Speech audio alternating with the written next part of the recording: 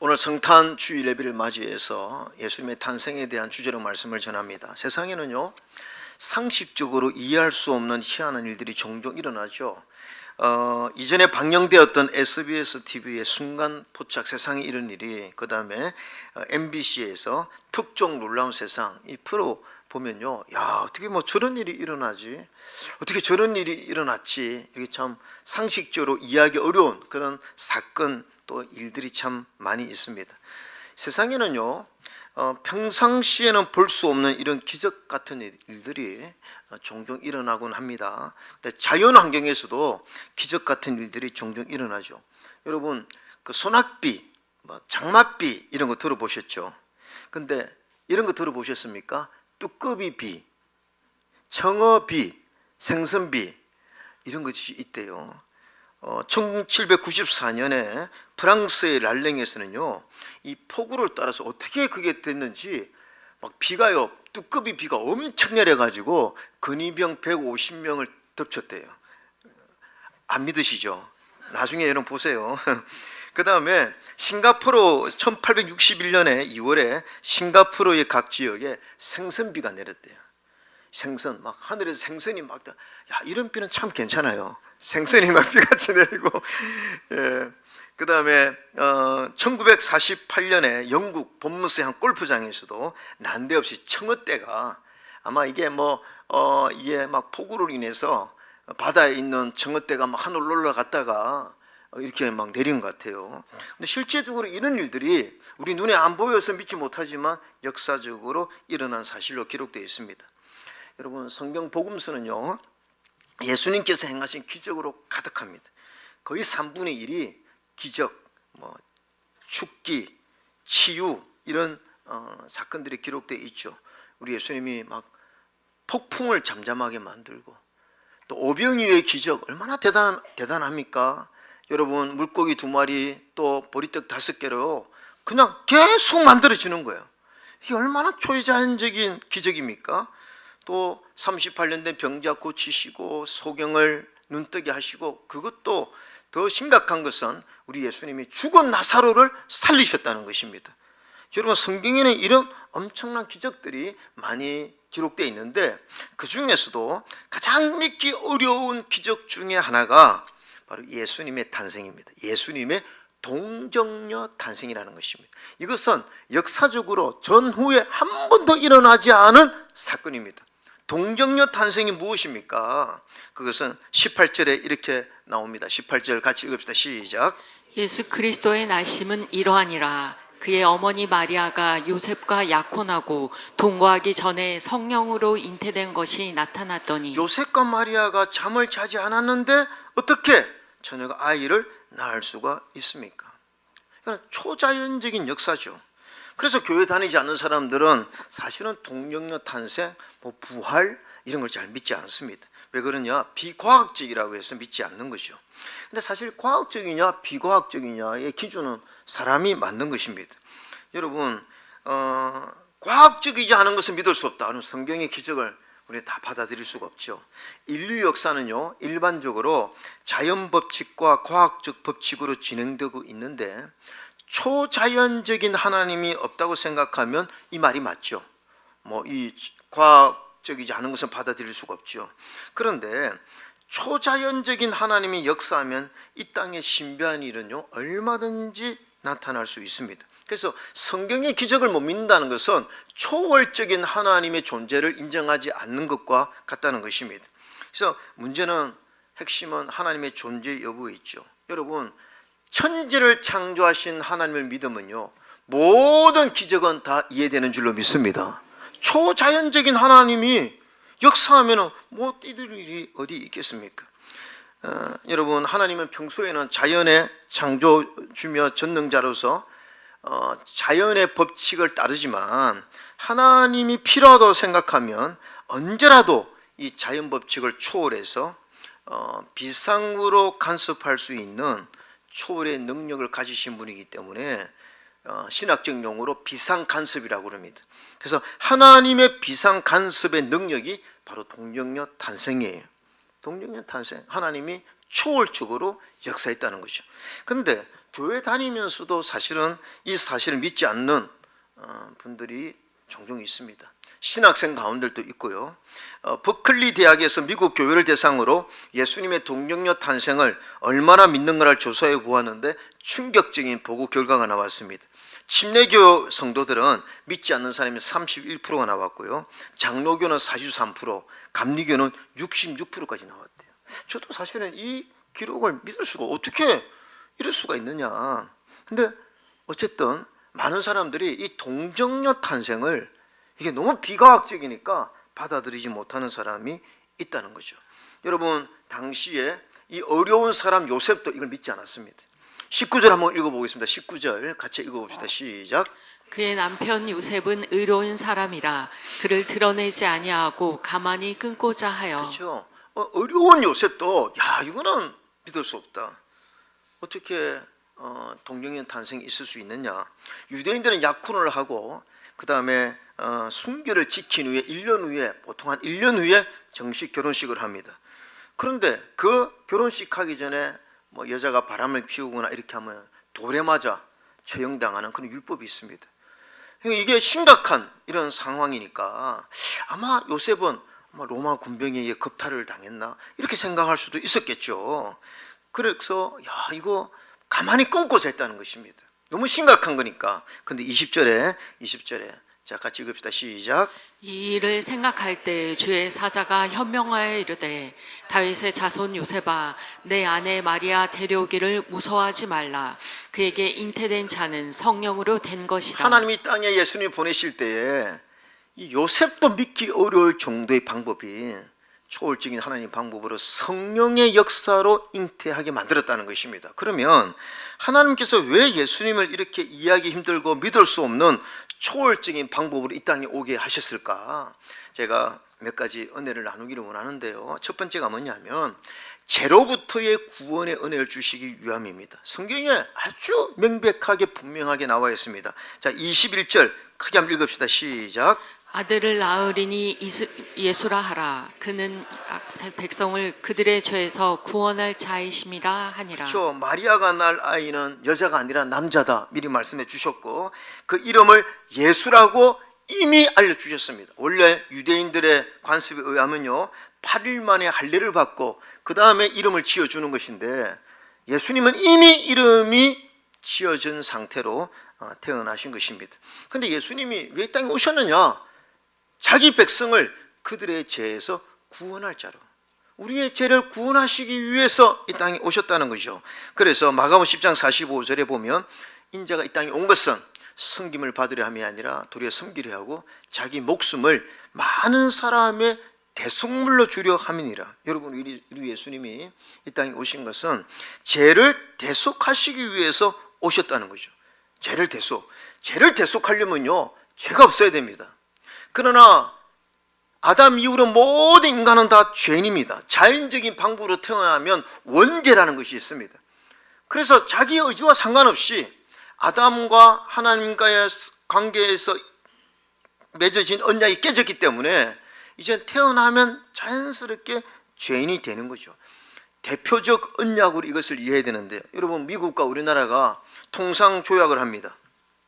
그럼 그 누가 계약합니까? 대표들이 계약을 합니다. 대표들이 계약을 했는데도 모든 대한민국 백성은 다 적용을 받습니다. 태어나기 전에, 자신이 태어나기 전에 조약을 해도 그 조약을 적용받는다는 거죠. 인간은 한 사람도 예외 없이 아담과 하나님 사이 관계가 깨어졌기 때문에 태어나자마자 죄인으로 태어나는 거죠. 그러면 죄인이 어떻게 죄를 대속할 수가 있겠습니까? 그래서 예수님은 죄 없는 모습으로, 인간으로 태어나면 그냥 아담의 방법으로 태어나면 죄인이기 때문에 하나님의 아들 예수 그리스도는 성령으로 잉태되어서 죄가 없는 분이 이 땅에 오신 줄로 믿습니다. 그래서 대속을 할 수가 있는 거예요. 그리고 속죄하려면 제물이 있어야 됩니다. 예수님이 인간의 몸을 입으시고 자기의 몸을 속죄물로 드린 거예요. 그래서 많은 사람의 대속물로 주기 위해서 이 땅에 오셔서 예수님 때문에 오늘 저와 여러분의 죄가 사함을 받고 구원을 받은 줄로 믿습니다. 여러분, 누가복음 19장 10절에도 인자가 이 땅에 온 거 명백합니다. 우리를 구원하기 위해서. 그래서 인간에게 있어서 죄는 가장 심각한 것이죠. 후지 가오루가 지은 엔딩 나의 인생의 후회가 있다라는 이 책은요, 세계에서 유명한 연예인, 성공한 사람, 재벌 26명의 인생에 대해서 마지막에 불행한 인생으로 살았다는 것을 이렇게 기록하고 있는데, 이게 뭡니까? 그들의 마지막이 왜 불행합니까? 젊었을 때 엄청난 인기와 명예와 많은 돈과 권력을 누린 사람들이 왜 마지막에는 전부 다 불행하게 마쳤느냐? 이 저자가 하는 말이 탐욕 때문이에요. 탐욕. 인간은 결코 만족할 수가 없다는 것입니다. 그러니까 마약에 손을 대고 쾌락에 손을 대고 권력에 만족하지 못하고 더 많은 권력을 누리기 위해서 인생의 마지막이 전부 불행했다는 것이죠. 여러분, 인간은요, 죄의 문제를 해결받지 못한 상태에서 참 자유와 행복을 누릴 수가 없습니다. 그러니까 죄는요, 우리 인간을 불행하게 만드는 거죠. 죄는 시기심을 만들고, 또 죄는 우울하게 만들고, 죄는 결국 우리로 하여금 사망에 이르게 한다. 성경에 이렇게 나와 있죠. 그런데 여러분, 이 죄의 문제를 인간이 어떻게 해결합니까? 우리 다 죄인인데, 우리는 누구나 다 죄성이 있는데, 그러니까 죄의 문제를 해결할 수 없는 거죠. 제가 복음을 전할 때마다 자주 쓰는 예화 중에 하나인데요, 여러분, 우리나라 불교의 유명한 스님이 있습니다. 1993년 82세로 작고한 성칠 스님이 아주 수행을 열심히 한 스님 아닙니까? 그가 결혼 직후 처자식을 버리고 집을 떠나서 그 이후로 수행을 했는데 부모가 찾아와도 만나주지 않았다는 거예요. 방해가 된다고. 그래서 그가 거하는 곳에 철조망을 쳐놓고 10년간 사람이 들어오지 못하게 막고 16년을 쌀가루와 솔잎가루만 먹고 지내고, 그리고 유명한 것은요, 8년 동안 좌ang자불화라고 눕지 않고 앉아서 잤습니다. 8년 동안. 그런데 이렇게 죄와 싸웠던 성철 스님이 마지막 죽을 때 그가 한 유언이 있지 않습니까? 뭐라고 했습니까? 내 죄는 산보다 높고 바다보다 깊은데 내 어찌 감당하라고 그랬습니다. 내 죄가 산보다 높고 바다보다 깊은데 어찌 감당하랴. 내가 80년 동안 포교한 것은 헛것이라고 그랬습니다. 여러분, 이렇게 수행한 사람도 내 죄가 바다보다 깊고 산보다 높다고 그러는데 하물며 저와 여러분이겠습니까? 우리가 아무리 노력해도 우리는 우리의 죄를 해결할 수 없어요. 그런데 예수님이 왜 이 땅에 오셨느냐? 우리가 해결할 수 없는 죄를 주님이 해결하셨다는 것입니다.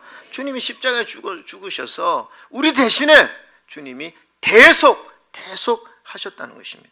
마지막까지 우리 인간을 괴롭히는 이 원죄를 뿌리채 하나님이 예수님을 통해서 해결해 주셨다는 것이죠. 그래서 성탄은 우리에게는요, 엄청난 축복이라는 것입니다. 어떻게 보면 구원의 선물인 줄로 믿습니다. 두 번째, 예수님의 성탄은 임마누엘의 은혜를 주시기 위해서 주님 이 땅에 오셨다는 것이죠. 22절에 보면 이 모든 일이 된 것은 주께서 선지자라고 하신 말씀을 이루려 하심이 이르시되, 23절 여러분 읽으세요. 시작. 보라, 처녀가 잉태하여 아들을 낳을 것이요 그의 이름은 임마누엘이라 하리라 하셨으니, 이를 번역한즉 하나님이 우리와 함께 계시다 함이라. 여러분, 유대인들은요, 구약의 율법을 잘 알고 있었습니다. 이사야서에 앞으로 메시아가 오실 것이다. 메시아가. 그런데 임마누엘이라고 이미 말씀을 하셨거든요. 임마누엘이라는 말은 함께라는 의미의 임과 우리라라는 의미의 만우, 그리고 하나님 엘이 하나님이거든요. 이 결합된 말입니다. 즉 하나님이 우리와 함께 하신다는 거예요. 이 구약의 예언이 예수님을 통해서 성취돼요. 하나님 어떻게 우리와 함께 하십니까? 성육신하신 주님이 이 땅에 오심으로 인간이, 죄인된 인간이 하나님과 함께 하게 되었다는 거죠. 여러분, 우리 예수님이 이 땅에 오시면요, 만왕의 왕이십니다. 그러면 이왕 오시려면 얼마나 대접을 받아야 되겠습니까? 만왕의 왕이니까 엄청난 의전을 받아야 되지 않겠습니까? 그런데 누가복음에 보면 우리 예수님은 말구유에 태어나셨어요. 여러분, 말구유에 어떻게 사람이 태어납니까? 우리가 이렇게 성화를 보면 뭐 아름답게 미화해서 보이지만요, 말구유는요, 지저분한 곳이에요. 말에 치맥이 묻어 있는 곳이고, 그냥 벌레가 기어다니고 짐승의 배설물이 있고 엄청 지저분한 곳입니다. 그런데 거기에서 예수님이 태어나셨거든요. 왜 그렇게 태어나셨을까? 여러분, 이 땅에 높은 사람 영접할 때는요, 얼마나 의전을 잘합니까? 우리나라 그 경주에서 열린 에이펙 행사에 각 나라의 대통령들 우리나라에 많이 왔을 때 이때 보니까 흑백 요리사에 나왔던 에드워드 리가 만찬 총괄 셰프를 맡아가지고 막 엄청난 요리 제접하고 전부 5성급 호텔인데 그 호텔 안에서 제일 좋은 방, 저와 여러분은 평생에 한 번도 못 가는 방 예? 하루에 막 1,000만, 2,000만 원 되는 이런 데를 대접을 해요. 왜 그렇습니까? 왕이기 때문에, 대통령이기 때문에 그런 국빈급 의전을 하죠.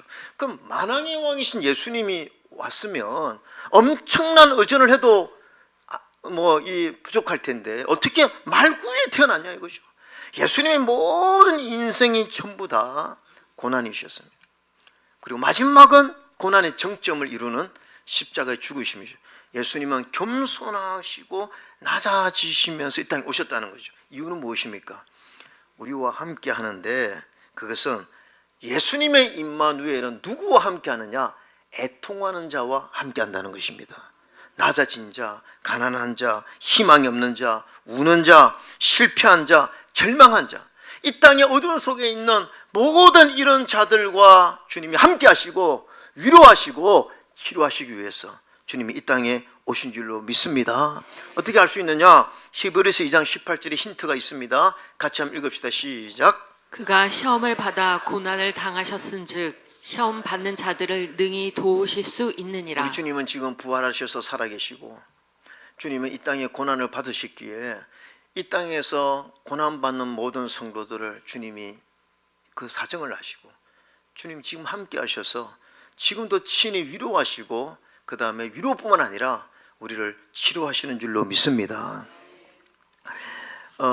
몇 주 전에 우리 교회가 후원하는 그 필리핀 신학교 학장인 우리 정대섭 선교사님, 동기 목사님이신데요.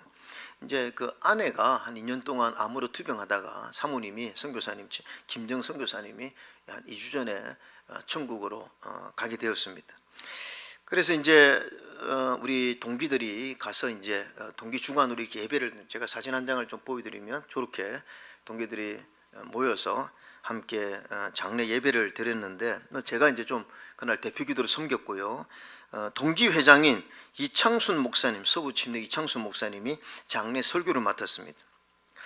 근데 이제 장례 설교 끝에 이 친구 이창순 목사가 이런 얘기를 하는 거예요.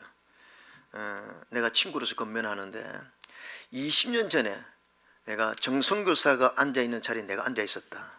그래서 나는 당신의 아픔을 너무 잘 안다. 그러는 거죠. 그 제가 기억해 보니까 우리 이창순 선교사님이 20년 전에 그 아내가 위암으로 돌아가셨거든요. 그때 우리 동기들이 가서 장례비를 다 인도했거든요. 그러니까 이 설교하는 목사님이 나는 선교사님의 그 심정을 너무 잘 알고 있다. 죽을 것 같은 그런 심정을 나는 잘 알고 있다. 그러면서 하는 말이 이렇게 하는 거죠. 나는 그때 죽을 것 같았고 앞으로 어떻게 살아야 될지 정말 캄캄했는데 친구에게 두 가지를 권면하더라고요. 살다 보니 사라지더라. 그렇게 하는 거예요. 살다 보니 사라지더라. 두 번째, 기쁜 날도 있더라. 살아보니까 기쁜 날도 있으니까 너무 염려하지 말고 견뎌라. 그렇게 얘기해요. 근데 제가 그 설교를 들으면서 너무 은혜가 되는 거예요. 여러분, 누가 그런 설교를 할 수가 있겠습니까? 우리 친구가 20년 전에 똑같은 아픔을 당한 친구가 그 친구에게 그 위로는 정말 진정한 위로가 되는 줄로 믿습니다.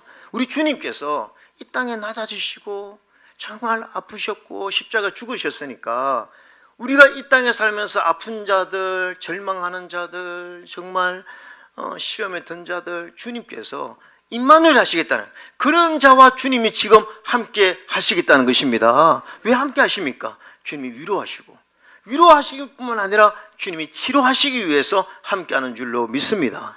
그래서 성탄의 주님 만나면 어떤 절망도 우리에게 소망이 되고 어떤 아픔도 우리에게 위로가 되는 줄로 믿습니다. 세 번째, 우리 예수님이 이 땅에 왜 오셨느냐? 평안과 기쁨의 은혜를 주시기 위해서 오셨다는 거죠. 자, 예수님이 이 땅에 오셔서 자, 지극히 높은 곳에서는 천사들이 이렇게 찬송했습니다. 지극히 높은 곳에서는 하나님께 영광이요 땅에서는 하나님이 기뻐하시는 사람들 중에 평화로다. 예수님은 평화를 선물해 주기 위해서 이 땅에 오신 줄로 믿습니다. 근데 이 평화는요, 내면의 평화입니다. 우리 인간이 가질 수 없는 위로부터 내려오는 하나님 주신 내면의 평화예요. 그 예수님 만나면 세상에서 얻을 수 없는 이 내면의 기쁨과 은혜가 가득해지는 거죠. 그리고 기쁨이 충만해지는 것입니다. 여러분, 예수는 역사다라는 책을 쓴 리 스트로벨이라는 사람이 있습니다. 이 사람은요, 이 기자, 여기 사진에 있는 사람인데, 이분은요, 예일대 법대 출신의 유명한 기자였어요. 근데 그는 철저한 무신론자였고 아주 냉소적 회론자였고, 신이 없다, 신이 인간을 창조한 것이 아니라 인간이 신을 창조했다, 죽음을 두려워하는 인간이 희망이나 얻어보려고 신과 천국을 만들어냈다고 생각했던 사람이었어요. 그러니까 이런 인본주의자로서 살다 보니까 늘 부도덕하고 술에 쩌들려 있고 자아도취에 빠지고 교만하고, 그 다음에 막 이 다혈질이 있었고 설명하지 못하는 분노가 부글부글 끓었고, 그래서 늘 아내와 싸우고, 하루는 홧김에 발길질로 거실 벽을 차가지고 거실 벽이 구멍이 날 정도로 이렇게, 그래서 딸이 아빠를 두려워하고 아빠가 오면 딸은 숨고 이렇게 살았다는 것입니다.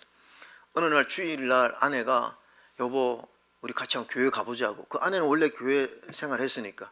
근데 하도 아내가 교회를 열심히 다니니까 이 스트로벨이 아내를 교회에서 건져내야 되겠다는 목적을 가지고 교회를 따라간 거예요.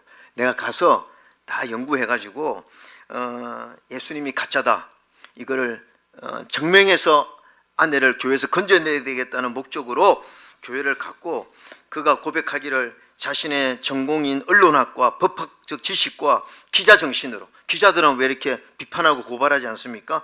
21개월간 예수는 거짓이다, 이걸 증명해내기 위해서 예수님의 동정녀 탄생, 부활, 이거 전부 다 사람이 만든 거다, 이걸 증명하기 위해서 21개월간 연구했습니다.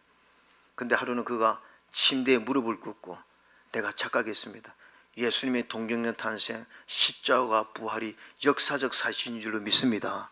그리고 하나님 앞에 회개하고 눈물을 흘리고 주방에 있는 아내에게 뛰어들어가서 여보 내가 잘못했다고, 내가 잘못 알았다고, 예수님 진짜야, 이러면서 회개하고 예수님 받아들이고 신앙생활이 시작하게 되었는데, 여러분 내면에 성탄에 예수님 만나고 나니까 그동안 얻지 못했던 내 안에 내면의 평안이 주어진 거예요. 사람이 달라지기 시작한 거예요. 이 남편이 달라지기 시작한, 그렇게 신경질적이던 남편이요 삶이 변화가 된 거죠. 그리고 그냥 사람이 달라지고 얼굴의 인상도 달라지고 너무 자상한 남편, 너무 부드러운 아빠가 되니까 딸이 처음에는요 아빠가 너무 달라지니까 어떻게 된 거지? 그 아빠 옆에 오지 않던 딸이 진짜 아빠가 달라지니까 아빠 곁에 가고, 가정이 천국으로 변하고, 이 딸과 아들도요 부모님의 신앙에 도전을 받아서 그 딸은 기독교 아동 도서를 쓰는 작가가 되었고, 그 아들은요 신학 박사가 되어서 신학생을 가르치고, 이런 가정이 천국으로 변화된 것입니다. 여러분 왜 그렇습니까? 왜 그렇습니까? 성탄의 평안을 선물로 받은 줄로 믿습니다. 우리가 성령 충만하면요 내 안에 희락, 사랑, 화평, 온유, 절제, 이런 은혜들이 내 안에 넘쳐요. 여러분 내 안에 성령의 은혜가 넘치면요 우리 안에 평화가 오는 줄로 믿습니다. 저는요 성령 충만한 교회 특징이 뭡니까? 성령 충만한 교회 특징, 저는 늘 강조하지만 우리 인상이 좋아진다는 거예요. 인상은요 내면에서 뭐가 좋으면요 이게 드러나게 되어 있습니다. 여러분 저는 옛날에 예수 믿기 전에 고스톱을 쳤지만, 저는 고스톱 치면 늘 잃어요. 왜냐하면 좋은 게 들으면 얼굴의 표정을 바꿀 수가 없어요. 저는 내 안에 막 이게 좋은 게 들어오면 막 좋으니까 막 얼굴에 표정이 나니까 다 들키는 거죠. 내 안에 성령의 역사하면요 이 내면의 평화가 넘치면요 얼굴에 정말 기쁨과 감사와 은혜가 가득한 줄로 믿습니다. 오늘 우리가 왜 이렇게 변화되었습니까? 예수님의 성탄 때문에, 예수님의 성탄의 은혜 때문에 오늘 저와 여러분이 구원을 받고 주님에게 위로를 받고 세상에서 얻을 수 없는 영적 기쁨과 소망이 가득 찬 믿음의 생활을 하는 줄로 믿습니다. 여러분 이 땅에서 기뻐하심을 입은 자만이 성탄의 은혜를 누리는 거예요.